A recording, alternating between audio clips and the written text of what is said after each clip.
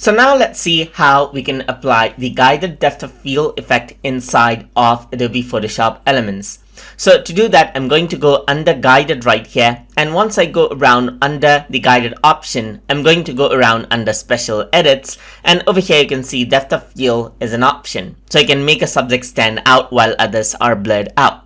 So to apply this, I'm going to go around and click on the picture right here. And now you can see that there's simple and custom effect right here. Let me just go around onto simple and click on add blur. And you can see that the blur has been added. So now I can go around, add in a focus area, click and drag around in that area to focus that area around, as you can see. And this is what the depth of field effect actually looks like.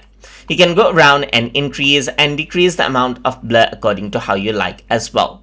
So now let me just go around onto the custom option right here by pressing the undo button. If I were to go around onto a custom option, you can go around and use the quick selection tool and select out, let's say for example, an area that you want to focus upon. So I'm just going to go around and click this subject right here, click and drag around right here so that I can focus this area out. I can subtract out the selection by clicking and dragging right here, just like this. So let's go around over here, click and drag around to subtract out the area, and then you can add the blur in just like this as well. And you can increase the amount of blur right here and decrease the amount of blur right just like that as well. And then only the area that you selected remains in focus, as you can see.